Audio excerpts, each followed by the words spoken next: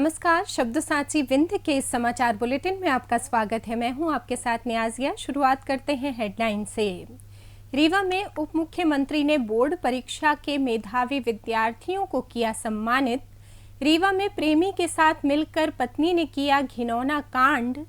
रीवा में बदवार टनल के पास टकराए 3 वाहन, एक महिला की मौत। रीवा में महिला से छेड़छाड़ पर विवाद, बीच सड़क हुई मारपीट।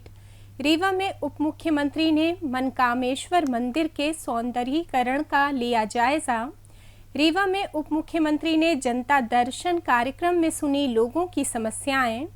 रीवा में पेट्रोल पंप में अचानक बाइक में लगी आग से मची भगदड़। सतना में ट्रक की टक्कर से बाइक सवार 2 भाइयों की मौत। सतना में जल गंगा संवर्धन अभियान की आड़ में हो रहा अवैध खनन। सीधी में 25 दिवसीय नाट्य कार्यशाला का हुआ समापन। मऊगंज में रिश्तेदारी में गए परिवार के घर में लगी आग। रीवा शहर में भारत फैशन वीक का आयोजन कल। और एमपी के 45 से ज्यादा जिलों में तेज आंधी का अलर्ट। जादू देखा है, हम दिखाते हैं। आप सोचिए, हम बनाते हैं। अपने घर या ऑफिस को सजाएं मनपसंद डिजाइन के कस्टमाइज वॉलपेपर्स, ब्लाइंड्स, पेंटिंग्स और लेजर कटिंग से बनी आकर्षक चीजों से। आज ही कॉल कीजिए 7611125428, क्योंकि आपकी कल्पनाओं को पंख देना भी जरूरी है।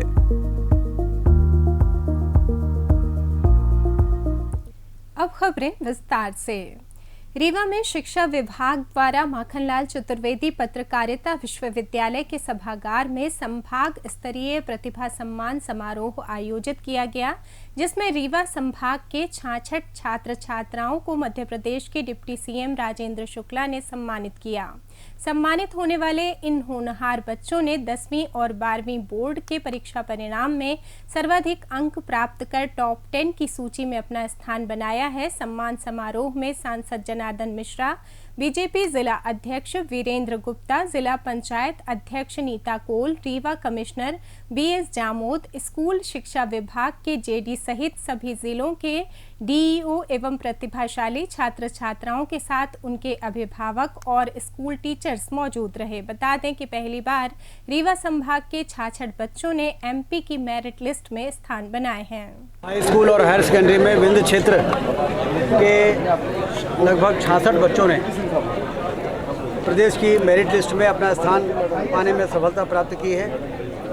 सभी के अभिनंदन का ये कार्यक्रम जो यहाँ पर आयोजित हुआ है, उससे मैं देख रहा हूँ कि बच्चों का हौसला भी बढ़ा, उनके माता पिता, उनके अभिभावक सभी का सिर ऊंचा हुआ है। जब इस प्रकार से कार्यक्रम होते हैं तो आगे बढ़ने की और प्रेरणा मिलती है, और जो बच्चे मेरिट में नहीं आ पाए उनको भी और मेहनत करने की प्रेरणा मिलती है। इसलिए बहुत ही अच्छा कार्यक्रम।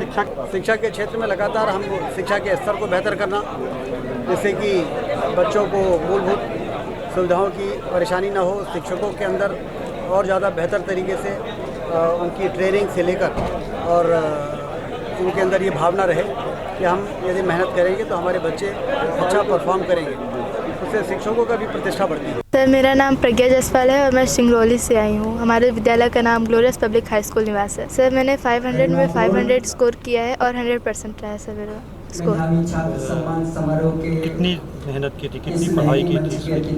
सर देखिए, मेहनत तो करनी पड़ेगी। अगर परिणाम लाना है तो मेहनत तो आवश्यक ही है, और पढ़ाई करने के लिए कंसिस्टेंसी ज़रूरी है। और घंटे की बात रही तो घंटे के हिसाब से नहीं, टारगेट के हिसाब से हमको चलना चाहिए। और कम से कम हमको सारे सब्जेक्ट्स एक दिन में पढ़ने ज़रूर चाहिए और रिवाइज करते रहना चाहिए चीज़ों को। मध्य प्रदेश में आपने पहला स्थान लाया जी, कि आपको था कि आप लाएंगे पहला स्थान? जी, मेरा टारगेट था कि 100 में 100 स्कोर करना है और मध्य प्रदेश में फर्स्ट लाना है, तो उसी टारगेट के हिसाब से हमने मेहनत की और आ गया है परिणाम। नाम प्रियल द्विवेदी है और एमपी में रैंक 1 है। कितना अंक प्राप्त की थी? 492। किस तरह की पढ़ाई की थी आपने इतना अच्छा अंक लाने के लिए? बस कंसिस्टेंटली स्कूल जाती थी और जो भी सॉल्व वो मेहनत की थी मैंने, और जो होमवर्क देते थे वो सॉल्व किया मैंने, और शिक्षकों से डाउट सॉल्व किए, और जो मोटिवेट करते थे शिक्षक, उसी की वजह से रैंक 1 आई मेरी। रीवा जिले के गुड़ थाना क्षेत्र में पत्नी ने प्रेमी के साथ मिलकर पति की गला दबाकर हत्या कर दी। इस घटना के बाद गांव में सनाका खिंच गया। सूचना मिलते ही पुलिस मौके पर पहुंच गई, जिसने दोनों आरोपियों को अभिरक्षा में लेकर पूछताछ शुरू कर दी है। रोंगटे खड़े कर देने वाली ये घटना गुड़ थाने के हरदी कुटी गांव की बताई जा रही है। यहां रहने वाले मोहन साकेत की बीती रात पत्नी ने गला घोंटकर हत्या कर दी। बताया जा रहा है कि पत्नी का एक युवक के साथ प्रेम प्रसंग चलता था और पति उनके प्रेम संबंधों की राह में रोड़ा बन रहा था, इसलिए उसे रास्ते से हटाने के उद्देश्य से पत्नी ने उसकी हत्या कर दी। इस घटना की जानकारी जब परिजनों को हुई तो उनके होश उड़ गए। उन्होंने सूचना पुलिस को दी। पुलिस दोनों आरोपियों को अभिरक्षा में लेकर उनसे पूछताछ कर रही है। घटना स्थल का निरीक्षण कर शव को पोस्टमार्टम के लिए अस्पताल भिजवाया गया है। वहीं एफएसएल टीम ने भी मौके का मुआयना कर घटना स्थल से भौतिक साक्ष्य एकत्र किए हैं। फिलहाल पुलिस पूरे मामले की जांच कर तथ्यों को जुटाने में लगी हुई है। अंतर्गत पत्नी ने पति की हत्या की है, क्या पूरा मामला? अभी वर्तमान में गुड़ में एक मर्ग पंजीबद्ध हुआ है, जिसमें एक व्यक्ति की मृत्यु हुई है। तो अननेचुरल डेथ है वो, उसमें हम पीएम करा रहे हैं। बट इसके पहले ही हमको कुछ हमारे सोर्स ने, उनके परिजन ने, आस पड़ोस वालों ने पत्नी और उसके प्रेमी के द्वारा ये घटना करने के बारे में हमको एक इनपुट दिया है, जिसमें हम मर्ग पंजीबद्ध करा लिए हैं अभी, और उसमें हमने अभी इनको हिरासत में लिया है, पूछताछ कर रहे हैं। आए हुए साक्ष्यों के आधार पर हम कार्रवाई करेंगे। अभी क्या कुछ प्राथमिक पता चला, जानकारी क्या वजह? पीएम हो रहा है, उसमें तय कारणों को पता पड़ेगा और फिर उसके अनुसार हम कार्रवाई करेंगे।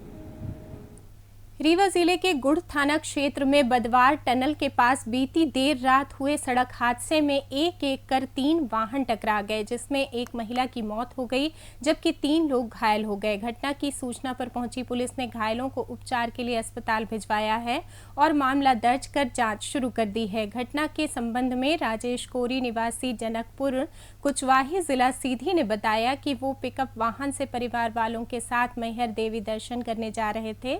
तभी रात तकरीबन 12:30 बजे जैसे ही पिकअप टनल क्रॉस कर बदवार के समीप पहुंचा, तभी पिकअप सड़क किनारे रुका और कुछ लोग वाहन से उतरकर पेशाब करने चले गए। इसी दौरान एक बोलेरो और डंपर में सीधी टक्कर हो गई, जिसके बाद बोलेरो पिकअप से भी जा टकराई। इस दौरान पिकअप में सवार उनकी मां सुनीता कोरी चपेट में आ गईं, जिसके चलते उनकी मौत हो गई, जबकि पिकअप में सवार 3 अन्य लोग सुरेश गौरी और पानकली रावत को भी चोटें आई हैं। राजेश ने बताया कि घटना के दौरान ज्यादातर लोग वाहन से नीचे उतर गए थे, जिसके चलते और लोग सुरक्षित बच गए। रीवा में सरेराह 2 पक्षों के बीच जमकर मारपीट हुई। मामला अमहिया थाना क्षेत्र के पीटीएस चौराहे पर रविवार रात का बताया जा रहा है। इसका वीडियो सोमवार को सामने आया। पुलिस ने मामला संज्ञान में लेकर जांच शुरू कर दी है।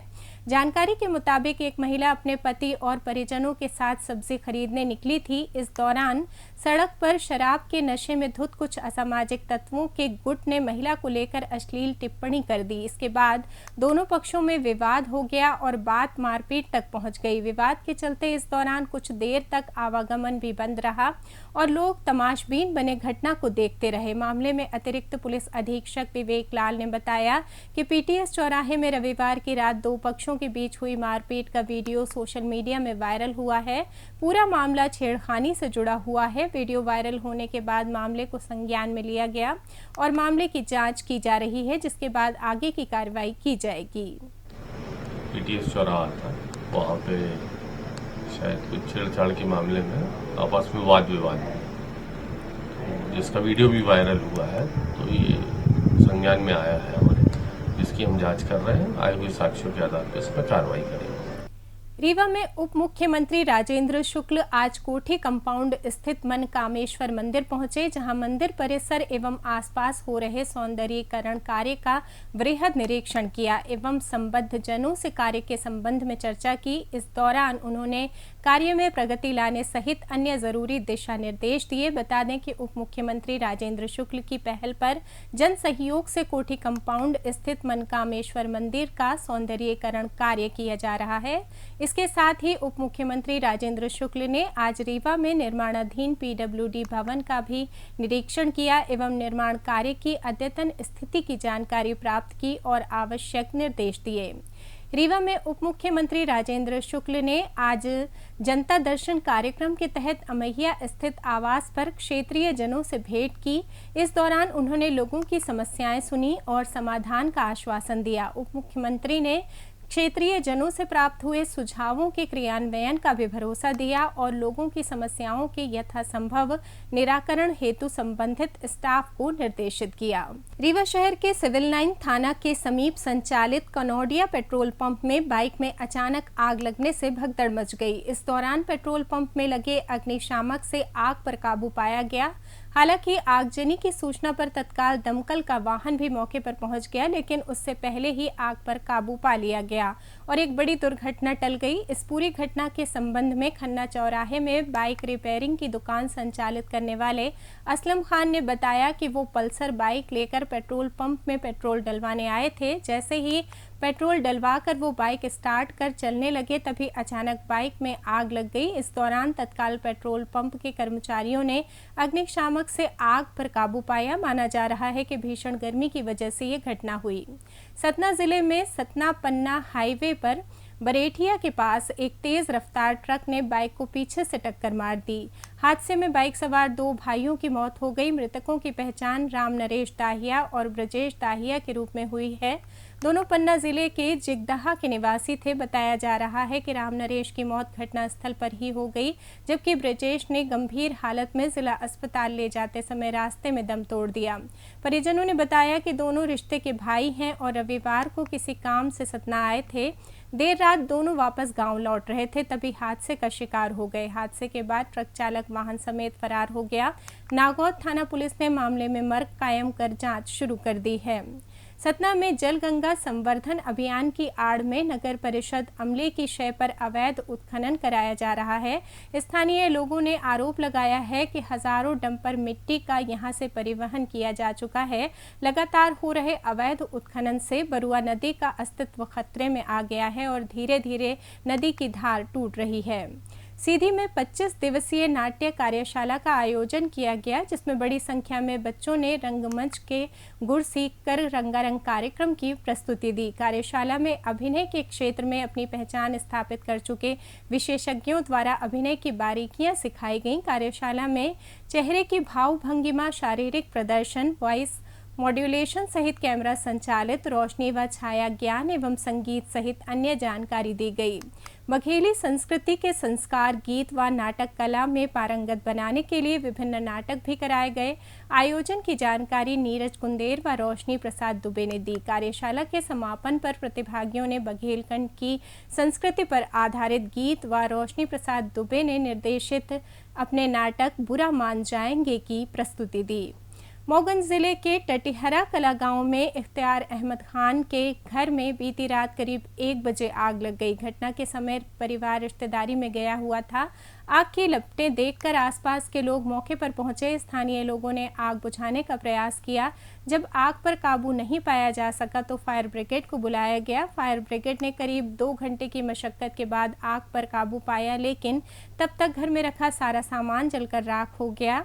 घर में बंधी 2 बकरियां भी आग की चपेट में आकर मर गईं। आग से लगभग 2 लाख रुपए की संपत्ति का नुकसान हुआ है। पीड़ित ने सोमवार की दोपहर में नई गढ़ी थाने में शिकायत दर्ज कराई है। प्रधान आरक्षक राम कुमार ने बताया कि अज्ञात कारणों से लगी आग का मामला दर्ज कर लिया गया है। पुलिस आग लगने के कारणों की जांच कर रही है। रीवा शहर में मॉडलिंग इवेंट BFW यानी कि भारत फैशन वीक का आयोजन होने जा रहा है। ये कार्यक्रम 13 मई को कृष्णा राज कपूर ऑडिटोरियम में होगा। ये इवेंट SS इवेंट प्रोडक्शन द्वारा प्रेजेंट किया जा रहा है, जिसमें देश के कई बड़े फैशन डिजाइनर्स, मॉडल्स और एक्टर्स शामिल होंगे। आयोजन के चीफ गेस्ट प्रदेश के उप मुख्यमंत्री राजेंद्र शुक्ल होंगे। इस इवेंट के प्रायोजक पूर्व मंत्री महाराजा पुष्पराज सिंह हैं। इस फैशन शो के ऑर्गेनाइजर सौरभ नामदेव और देवांशु निगम हैं। वहीं इस इवेंट में सुबह कृष्णा राज कपूर ऑडिटोरियम में ही खुशी मेकओवर की तरफ से 1 दिन की मेकअप मास्टर क्लास दी जाएगी। साथ ही इस इवेंट में आपको देखने को मिलेगा एक शानदार म्यूजिकल कॉन्सर्ट और ओपन माइक, जो आपके मनोरंजन में 4 चांद लगाएगा। मौसम की बात करें तो वेस्टर्न डिस्टर्बेंस और टर्फ का असर मध्य प्रदेश में भी देखने को मिल रहा है। इस वजह से प्रदेश में तेज आंधी और बारिश का दौर जारी है। मध्य प्रदेश में पिछले 24 घंटे में 37 जिलों में बारिश और आंधी वाला मौसम रहा। प्रदेश के 45 से ज़्यादा जिलों में तेज आंधी का अलर्ट है। भोपाल, इंदौर, ग्वालियर समेत कई जिलों में बारिश भी हो सकती है, जबकि जबलपुर, उज्जैन संभाग में आंधी चलने की संभावना है। आंधी की रफ्तार 50 किलोमीटर प्रति घंटा तक रह सकती है। इसी के साथ ये समाचार बुलेटिन समाप्त हुआ। कल फिर मिलेंगे नई खबरों के साथ। जुड़े रहिए शब्दसाची विंध्य से, और विंध्य से जुड़ी तमाम खबरों के लिए हमारे चैनल को सब्सक्राइब कर दें। अपने आसपास की खबरें हम तक पहुंचाने के लिए स्क्रीन पर दिए नंबर पर आप संपर्क भी कर सकते हैं। धन्यवाद।